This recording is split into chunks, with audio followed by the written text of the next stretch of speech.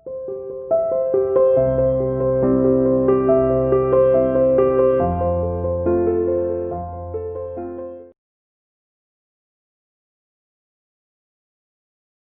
Morning बेटा, welcome to CR international school online classes. आज हम 9वीं कक्षा का एक विषय है हमारा लघु कथा लेखन, अर्थात लघु का मतलब छोटी, कथा का मतलब कहानी, लेखन का मतलब लिखना। एक ऐसी कहानी सीखेंगे जिसमें हमें एक छोटी सी कहानी लिखनी आनी चाहिए। अब ये जो हमारी लघु कथा लेखन का ये 5वां प्रारूप आ रहा है हमारे सामने, अर्थात हम 5वें तरीके से कहानी लिखना सीख रहे हैं। अभी तक हमने जो पिछले वीडियो गए हैं उनमें हमने 4 तरीके से कहानी को लिखना सीखा कि कहानी 4 तरीके से लिखी जा सकती है, ठीक है, या उसके लिखने का तरीका 4 तरह से हो सकता है। अब जो ये 5वां तरीका है ये आपका है कि 5 तरीके जो आपके हैं उसमें 5वां जो तरीका है ये है कि आपको कोई पिक्चर दे देगा, ठीक है, आपके जो पेपर होगा उसमें आपको पिक्चर मिलेंगी। पिक्चर में आपको उसमें भाग बांटे गए होंगे, ठीक है, 1 हिस्से में, 2 हिस्से में, 3 हिस्से में या 4 हिस्से में, यानी कि उस कहानी से संबंधित आपके पास 4 या 5 पिक्चर मिलेंगी या 6 भी हो सकती है, ठीक है। तो आपने पहले तो उन पिक्चरों को ध्यान से देखना, उन चित्रों को बड़ा ध्यान से देखना कि ये चित्र किसका और कहाँ कहाँ और क्या क्या दिख रहा है इसमें। इसका मतलब ये नहीं है कि आप चित्र वर्णन करेंगे कि उसमें क्या क्या दिख रहा है, ऐसा नहीं करना। आपने कहानी गढ़नी है, आपने कल्पना से कहानी बनानी है। जब आप उन 6 चित्रों को आराम से देख लोगे और आपको ये लगेगा कि हाँ ये मेरे को समझ में आ रही है, या मेरी पढ़ी हुई है, या मैं कहानी बना सकता हूँ। और ये ध्यान रखना है कि कहानी जब बनाए तो उन चित्रों को जैसे सीक्वेंस में दे रखा है उसी सीक्वेंस में आपने कहानी बनानी है। ये नहीं है कि आप आखिरी का चित्र का पहले कहानी बनाएंगे, ठीक है, फिर पहला नहीं आ रहा तो दूसरे से शुरू कर देंगे, ठीक है, चौथे को छोड़ दिया 5वें से शुरू कर देंगे, या पहले को आखिरी में ले लेंगे। ऐसा आप नहीं करेंगे। जैसा पिक्चर है, जैसी पिक्चर दे रखी है, पहला दृश्य दे रखा है, पहला चित्र आपने देखा, कहानी को शुरू करो, फिर दूसरे को जोड़ो कि दूसरे में क्या कहानी आगे कैसे बढ़ रही है, तीसरे में कहानी कैसे बढ़ रही है, चौथे में कैसे बढ़ रही है, 5वें में कैसे बढ़ रही है और 6ठे में कैसे बढ़ रही है। इस तरह से आप सीक्वेंस से उन्हें पूरा करते हुए अपनी अंत तक, कहानी के अंत तक पहुंचेंगे। और कहानी के अंत में आपने क्या लिखनी है, शिक्षा भी लिखनी है कि इस कहानी को पढ़कर पढ़ने वालों को क्या शिक्षा मिलेगी, क्या मूल्य मिलेगा, क्या सीख मिलेगी, वो सीख भी आपको लिखनी है। और फिर आपने शुरू पूरी करने के बाद आपने शिक्षा लिख दी, कहानी पूरी कर दी, उसके बाद आप शीर्षक देंगे, कहानी को नाम देंगे कि जो ये आपने कहानी लिखी है या ये जो पिक्चर दिखाई दे रही है कौन सी कहानी की है, उस कहानी का नाम भी आपको बिल्कुल ऊपर लिखना है। फिर आप एक बार देखेंगे, जैसे कहानी पढ़ते हैं ना हम, तो सबसे पहले क्या पढ़ते हैं, हम कहानी का नाम पढ़ते हैं और फिर कहानी शुरू करते हैं और अंत में हमें क्या मिलती है, उसमें शिक्षा दी हुई होती है। ठीक उसी सीक्वेंस में आपने इस कहानी को भी पूरा करना है। अर्थात ये जो 5वां तरीका है आपका इसी तरह का होगा। आपको पिक्चर दे देगा और उन पिक्चरों को आपको सीक्वेंस से देखते हुए उस पर कहानी कहनी है, शिक्षा लिखनी है। फिर अंत में आपको पूरी कहानी को पूरा करते हुए आपको उसके ऊपर क्या लिखना है, कहानी का नाम लिखना है। ये जो तरीका है ये हमारे कहानी लिखने का 5वां तरीका है। अर्थात हम 5 तरह से कहानी लिख सकते हैं। अब ये जो कहानी लेखन है या लघु कथा लेखन है ये यहीं पर खत्म हो जाता है। ये विषय आप अपने पूरे 5 वीडियो, ठीक है, आप देखेंगे ताकि आपको कहानी का कोई भी प्रारूप या कोई भी तरीका आपसे छूटे नहीं, ठीक है। तो आपको 5 तरीके से कहानी लिखनी आनी चाहिए। और जब आप ये 5 देख लें तो आप अपनी खुद प्रैक्टिस करें। पुरानी किताबों की, ग्रामर की किताबों में दिया हुआ होगा, या कल्पना से देखिए कोई पिक्चर है, आप उस पर कहानी कैसे लिखोगे, खालिस्तान है तो कैसे लिखोगे, अपने जीवन पे आगे तो कैसे बनाओगे, शीर्षक दिया हुआ है तो कैसे बनाओगे, फिल इन द ब्लैंक्स दिया हुआ है तो कैसे बनाओगे। ये 5 तरीके आपको आने चाहिए, तब आपके पूरे 5 अंक आएंगे। तो उम्मीद है ये टॉपिक आपको समझ में आ गया होगा। बस आप जरूरत है आपको खुद अभ्यास करने की, खुद कहानियों को पढ़ने की। तो शुरू हो जाइए और पढ़िए कहानियां। हाँ जी बेटा, आज हम बात करेंगे कहानी के 5वें प्रारूप पर, यानी कि 5वें तरीके से कहानी कैसे लिखी जाती है। इससे पहले हमने जो वीडियो गई हैं उसमें हमने 4 तरीके कहानी लिखने के पढ़ लिए थे। अब ये जो 5वां तरीका है ये किस तरह का होगा, ठीक है।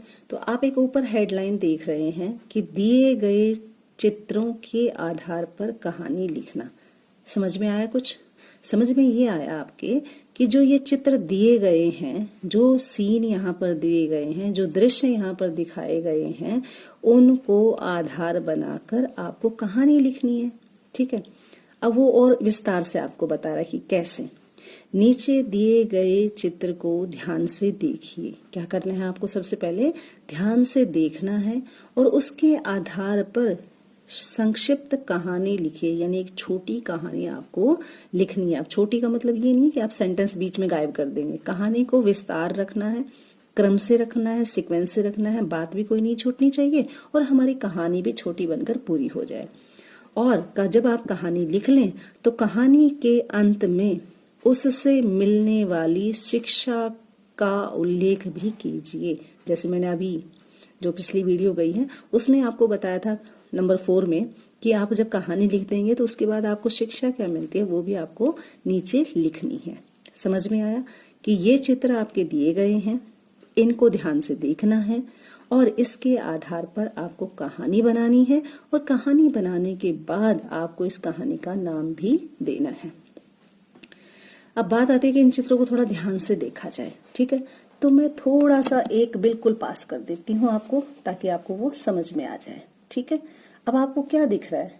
भाई एक आदमी है, ठीक है, वो पेड़ के नीचे बैठा है, उसने टोपी पहन रखी है और एक पेड़ पर बहुत सारे बंदर हैं। ठीक है, फिर दूसरा चित्र हमें क्या कह रहा है कि दूसरा जो आदमी है उसने जो छाया में अभी बैठा था पेड़ के नीचे, उसने अपने सिर की टोपी को हटा लिया है। ठीक है, और बंदरों को आप देख रहे हो तो सारे बंदरों ने टोपी पहन रखी है। ठीक है, तीसरा चित्र हमें क्या कहता है? तीसरा चित्र ये कहता है कि जो वो आदमी था उसने अपनी टोपी नीचे डाली, तो आप ये देख रहे हैं कि सारे बंदर भी टोपी को अपने सिर से नीचे डाल रहे हैं। ठीक है, अब मुझे लगता है कि आपको थोड़ी बहुत कहानी समझ में आई होगी। बहुत सी ऐसी कहानियां हमने बचपन में पढ़ी हैं। ठीक है, अब आपको इस पर कहानी लिखनी है। क्या लिखनी है? इस पर कहानी लिखनी है। इन चित्रों को आप फिर से देखिएगा। ठीक है, कहानी पहले चित्र के अनुसार ही लिखनी है। यानी पहला चित्र क्या कहता है कि एक आपका क्या है, आदमी है, उसने टोपी पहन रखी है, बहुत सारे पेड़ पे बंदर बैठे हैं।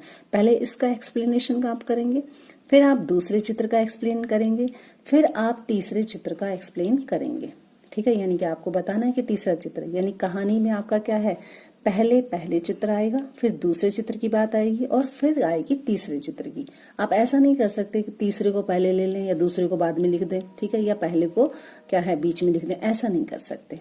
तो अब हम देख रहे हैं कि ये जो कहानी है, लेखन कला कि चित्र को देखकर हमें कहानी लिखनी है, तो ये क्या हो सकती है। ठीक है, कुछ बच्चे देख रहे होंगे, उन्हें याद आया होगा कि हाँ ये कहानी तो मैंने पढ़ रखी है, उनके लिए तो ये बात हो जाएगी बहुत आसान, यानी कि उनके लिए कहानी लिखना बहुत आसान हो जाएगा।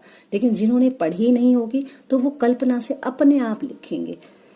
और अपने आप कहानी को कैसे लिखोगे? अब इसका उत्तर कैसे लिखना है देखिए। सबसे पहले मैंने बताया कि वो कह रहा है कि आपको शिक्षा भी लिखनी है और जो कहानी लिख रहे हो उसका शीर्षक भी लिखना है। शीर्षक का मतलब होता है कहानी का नाम, आपको कहानी का नाम भी लिखना है।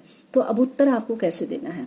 उत्तर आप इस तरह से देंगे कि यहाँ पर देखिए, मैं आपको दिखा रही हूँ, यहाँ पर उत्तर इस तरह से लिखना है आपको। ठीक है, और फिर आपको कहानी लिखनी है, यानी कहानी का नाम लिखना है। बुद्धि बल, यानी कि बुद्धि की ताकत, यानी कि जो व्यक्ति अपने माइंड का इस्तेमाल करता है उसके आधार पर भी वो बुद्धि से काम चला सकता है। जिसमें बुद्धि होगी वो जीत सकता है। किसकी बात हो रही है यहाँ पर? अब हम कहानी के बारे में सोचते हैं। ठीक है, मैं एक बार फिर से आपको चित्रों के सामने करती हूँ ताकि आप पहला आराम से देख भी सकें और उसे मैच कर सकें। कहानी शुरू होती है पहले चित्र से। ठीक है, अब पहले चित्र में क्या है देखो, किसी गांव में एक टोपी वाला रहता था। ठीक है, ये आदमी है। ठीक है, इसको क्या बता दिया उन्होंने? टोपी वाला बता दिया। ठीक है, कि किसी गांव में एक टोपी वाला रहता था। वह टोपियां बनाकर दूसरे गांव में भी बेचने जाया करता था। यानी टोपियां बनाने का काम करता होगा और वो टोपी बेचने का काम गांव में दूसरे गांव में जाकर बेचता था। एक दिन वह बहुत सी टोपियां लेकर उन्हें दूसरे गांव बेचने जा रहा था। रास्ते में उसे भूख लगी तो पीपल के पेड़ के नीचे बैठकर उसने खाना खाया और वहीं थोड़ी देर आराम करने की सोची। अब देखो ये आराम कर रहा है। ठीक है, और खाना खाया, आप कहोगे मैडम यहाँ खाना तो दिखाई नहीं दे रहा, तो आपको कल्पना बनानी है, कल्पना से करना है। अब यहाँ पर दे दिया पीपल के पेड़ के नीचे, तो आप यहाँ पे किसी भी पेड़ का नाम लिख सकते हैं, जरूर नहीं आप पीपल का पेड़ ही दिखे, ठीक है। आप अपनी कल्पना से कोई भी पेड़ का नाम लिख सकते हैं। तो कहते वो आराम करने की सोची, थोड़ी देर में उसे क्या आ गई, नींद आ गई। यानी ये जो कहानी है ये हम लिख रहे थे, ठीक है। अब आगे क्या जो पहरा है, जैसे थोड़ी बहुत हिस्सा पूरा हो गया तो हम पहरा बदल लेंगे। मैंने आपको बताया था कहानी को क्या करें, पहरा बदल बदल कर लिखें। अब अगला पहरा, पिक्चर अपनी ध्यान में रखनी है, माइंड में रखना है इसको बिल्कुल, ठीक है, क्योंकि मैं आपका बोर्ड जो है वो आगे सरका रही हूँ। अब देखिए आगे क्या होता है। आगे होता है कि पीपल के उस पेड़ पर बहुत सारे क्या रहते थे, बंदर रहते थे। उन बंदरों ने टोपी वाले को देखा, उसके सिर पर टोपी थी, टोपी वाले की टोपियों की गठरी उनके पास ही रखी थी। एक एक करके बंदर नीचे उतरे और टोपी वाले की गठरी से टोपियां निकालकर पहनी और पेड़ पर जा बैठे, ठीक है। अब देखिए उस सीन को मैं दोबारा दिखा रही, यानी इस सीन की बात हो रही है।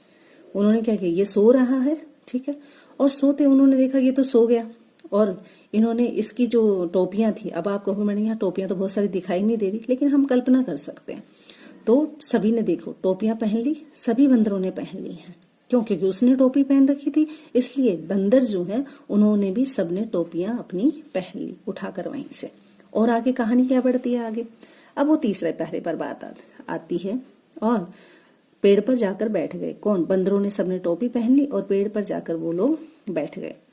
थोड़ी देर में टोपी वाले की आंखें खुली तो उसने देखा कि उसकी टोपियों की गठरी खुली हुई है तथा उसमें से बहुत सारी टोपियां जो हैं वो गायब हैं। अब टोपियां गायब क्यों हुई, क्योंकि बंदरों ने पहन ली थी बहुत सारी। तो वह बहुत हैरान हुआ, इस जंगल में उसकी टोपियां कौन ले जा सकता है। यानी उसने ऊपर तो देखा नहीं, उसने देखा कि भाई इस घने जंगल में मेरी टोपियां कहाँ गई, तो वो हैरान था।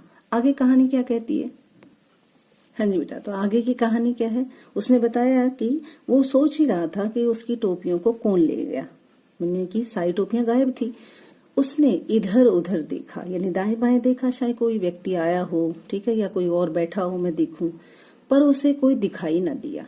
अचानक उसकी नजर पीपल के पेड़ पर गई, ठीक है।